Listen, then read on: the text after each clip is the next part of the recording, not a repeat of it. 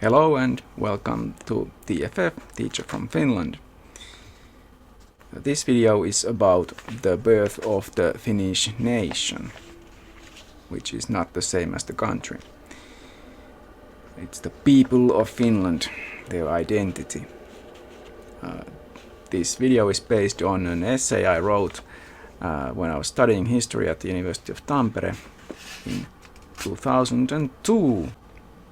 About 20 years ago. So, Finland became a Grand Duchy of the Russian Empire in 1809, and the Tsar wanted to build a new capital for this Grand Duchy. So Helsinki was built, and it was built in Russian Empire style. And from the Finnish point of view, anyway, the reasoning, I suppose, why make it look like a Russian city was that it distinguished Finland from Sweden. So it was important and useful for the Russian Tsar to have the Finnish people distance themselves from Sweden. It was never his idea to have a Finnish people, really, but just distance his subjects from Sweden was kind of useful. And at the same time, in the 19th century, when the university, which moved to Helsinki, they had a lot of scholars now interested in things like the languages of Finland and things like that. So they were actually forming an ideology of Finnishness. One of the famous people doing this was Runeberg, and he created the ideal and the typical image of a Finnish person. Also, Lönnrot collected the poems that he then turned into his Kalevala, the national epic of Finland. But these poems were actually collected, for the most part at least, from outside the borders of Finland. But that doesn't matter much. The culture is not so much defined by the political borders anyway. But that's also another story for some other time. Anyway, a big difference between the Finnish people and the Russians was religion, where the Russians were Orthodox or Christians, the Finnish people were Lutherans for the very most part. Also, there was Swedish law and education mostly based on the Swedish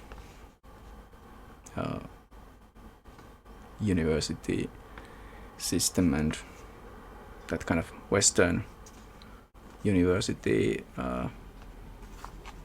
education. But to build a Finnish national identity, language was important, and there was no one Finnish language. And in fact,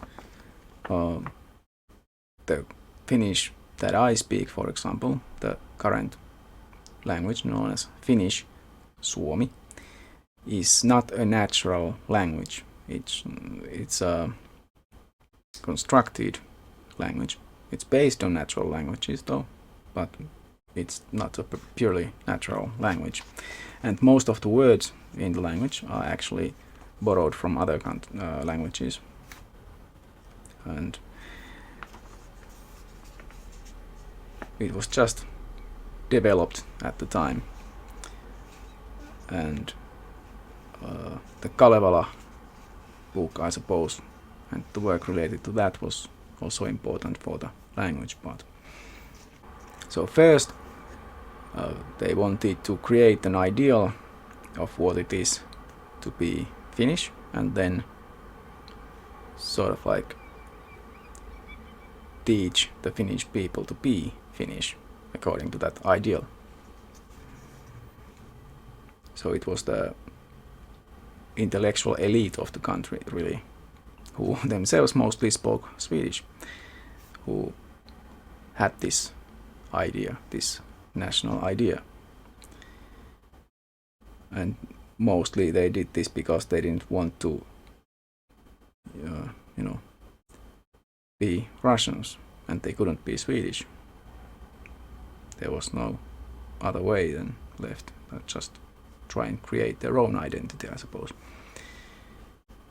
So Russians also, the Tsar, somehow supported these endeavors to create a more Finnish nationality, not intentionally again, but because the Tsar wanted the Finnish people to distance themselves from the Swedish. Also, the railroad system that was being built and which connected even the western parts of Finland to Russia, that probably was considered a good thing for, from the point of view of the Russian leadership, but it also had the effect, the unintended effect of connecting the Finnish peoples more into one, because now they could actually travel a bit and be in contact with other people in Finland in ways they had not been before. The people of Sweden and also Finland, when Finland still had been part of Sweden, were mostly in the coastal areas. The inland areas were more peripheral. The people lived near the water because not only can you fish in the sea, but also that's where all the trade routes are. It's how you can travel from one place to another before there were railroads. Traveling across land has always been much slower. So in the war of 1808-1809, which Russia then won, what they wanted was those coastal areas. They weren't really interested in the pretty much not just rural, but peripheral areas up north. So that's why they wanted the capital to be in the coastal area as well. The people of Finland were also kind of divided in two main groups, which is a distinction that still can be seen in the basically two different cultures in Finland, the Eastern and the Western. So this was something that people were aware of in the early 19th century already, that there are kind of like two different people, and actually more than that, but especially two big different people in Finland. So the Western and coastal area, where the people spoke Swedish, for example, but also were culturally a more clearly distinct people. This area actually had been called Finland, that the word Finland or Suomi even actually originally referred to only this southwestern corner of Finland. But now that the Finnish national identity was being built, it was not really an option to build it on the basis of this Swedish kind of Swedish area. The Russians would not have accepted that probably, and it was like too much connected to Sweden. So they were looking for a different source of natural cultural basis for what it is to be Finnish. And so they looked into these peripheral areas up north and east, and that's why the Kalevala and the national epic became so important as well. And even though it's actually a more Karelian thing, which is not exactly Finnish but connected. So anyway,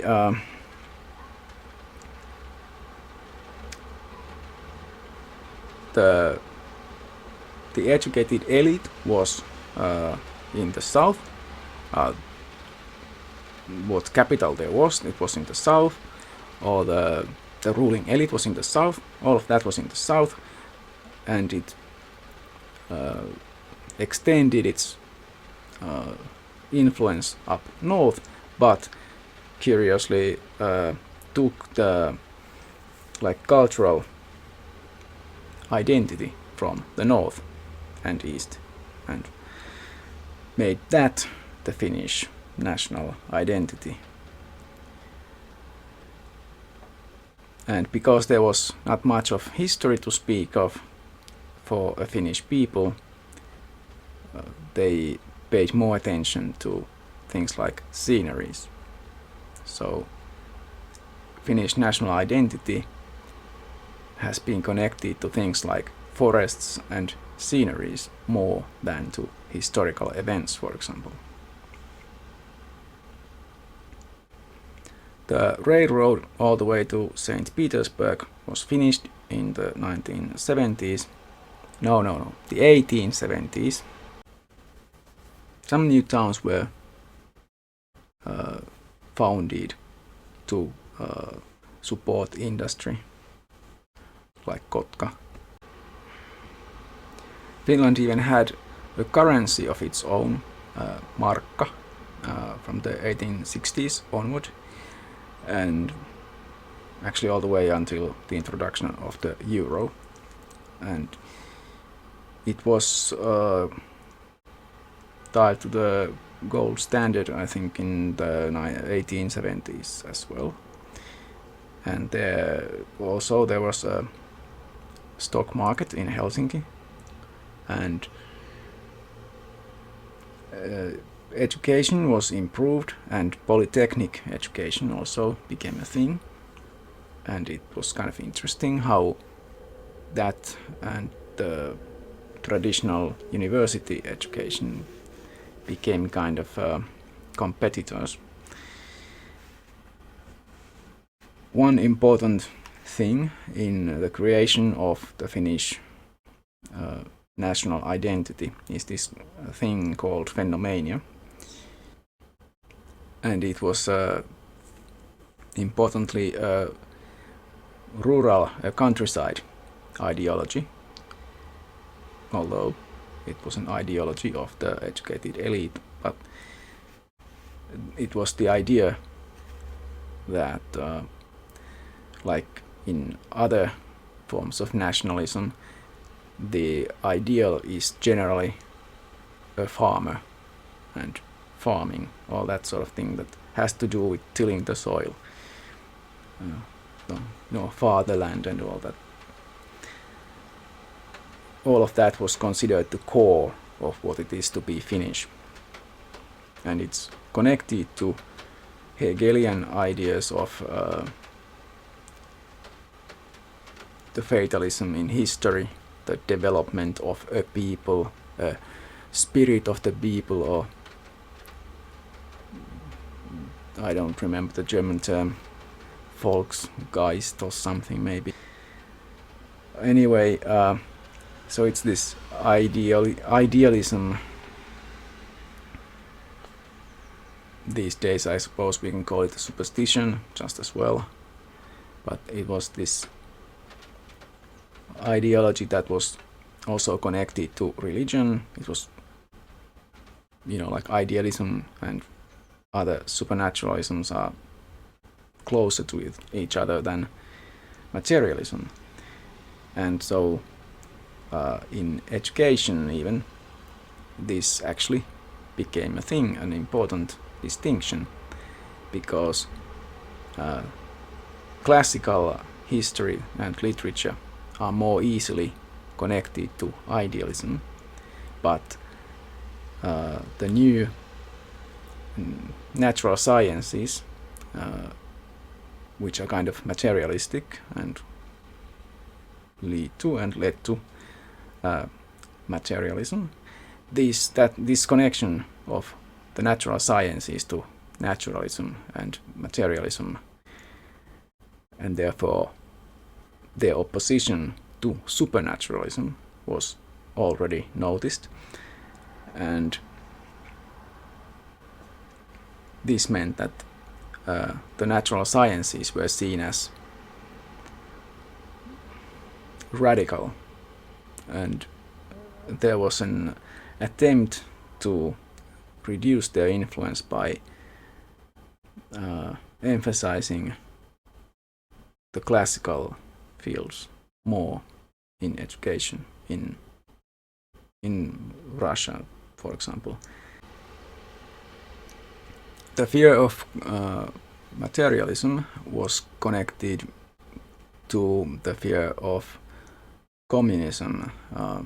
The revolt known as the Commune of Paris occurred in 1871. So after that, the rulers were eager to try and suppress this kind of thinking and wanted to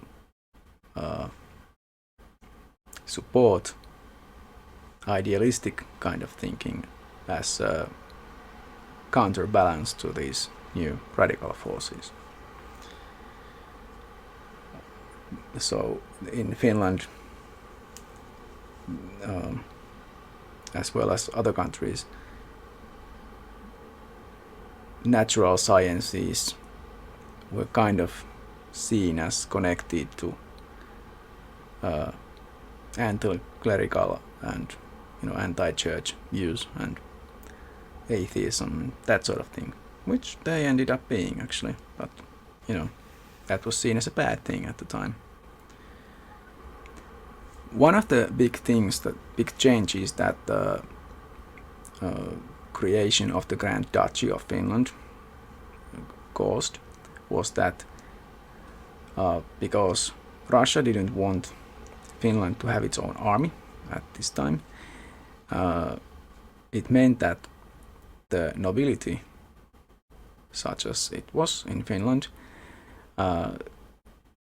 which in the past, as nobility everywhere, the nobility had been kind of defined by military careers. That was their basically reason or excuse for existing.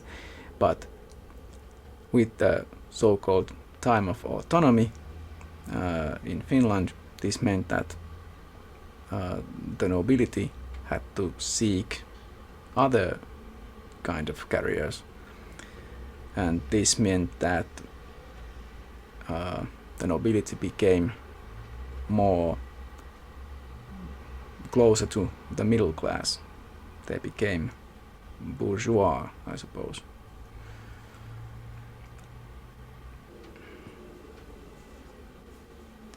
Wage earning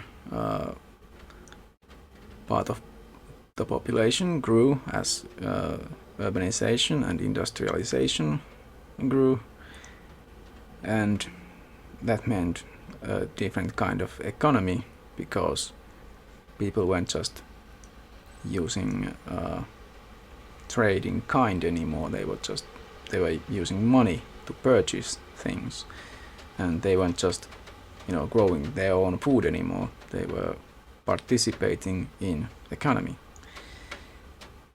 But that meant also that a portion of the people were left out of economy, and poverty and begging became seen as problems, and it also was the liberals saw this as resulting from limitations to personal freedom, and they thought that if people are just allowed to participate in economy any way they can and want to, then there will be no poverty. So they, at the same time, they didn't want people to be given just handouts. That was against that ideology, but also they did want somehow to help people, but they saw education as the only way to do it. So people were given some opportunities to educate themselves, to learn a profession, and it was thought that this would be enough to get rid of such evils as poverty. From the point of view of the government, it was more important simply to sustain the status quo and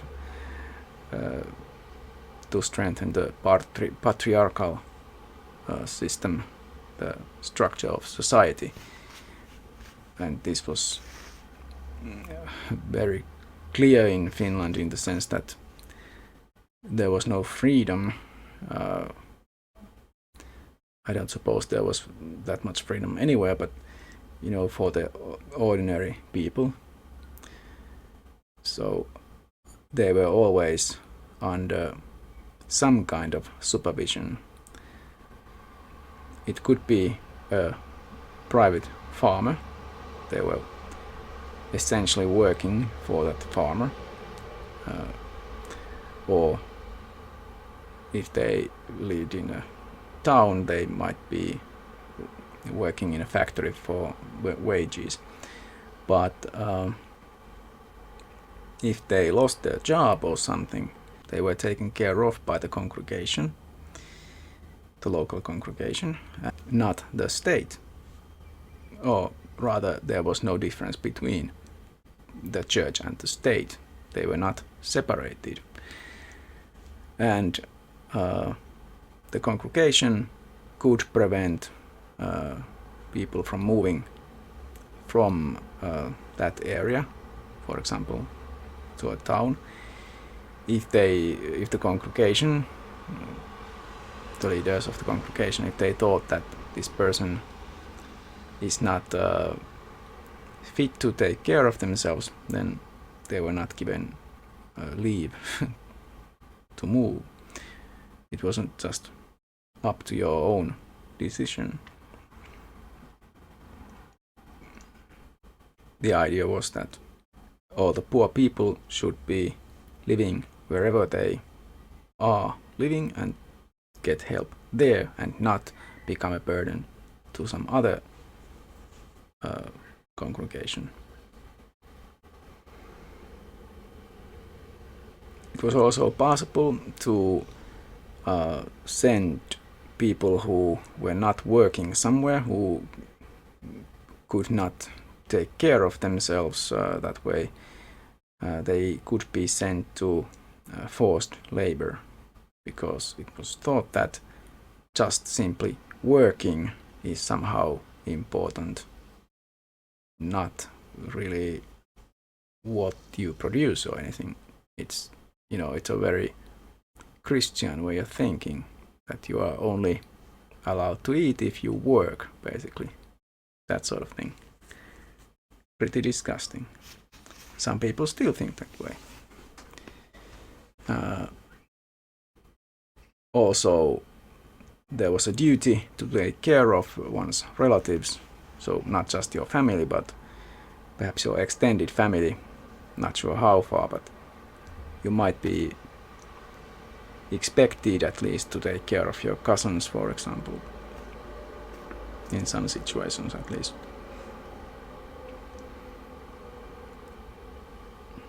So the idea, for example, from the liberal point of view, was that the poor people need to be forced to selling their labor in free markets. So that would be a way to get rid of poverty. But that doesn't really work, does it?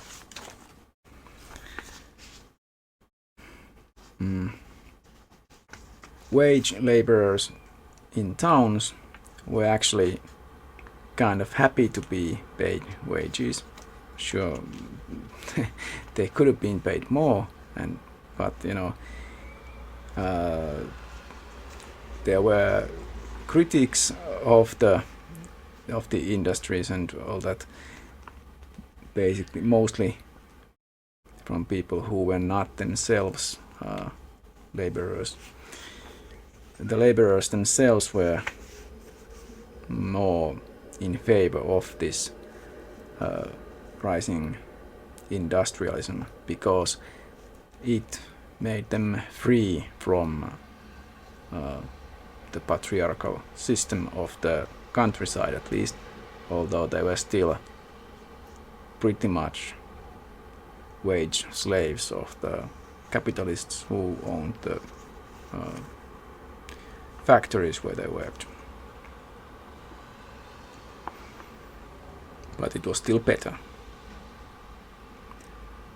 So I've been describing here how Finnish nationalism kind of began and how the Finnish nation was born, if you will. The birth of the Finnish nation was connected to, not just coincided with, the birth of or the rise to importance of the middle class. The middle class is kind of something that most Finnish people still think that they are part of the middle class.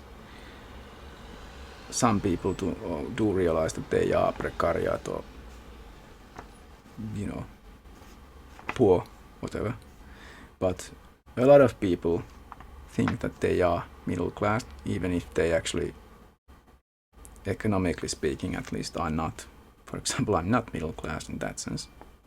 Some people think that education makes you middle class because I'm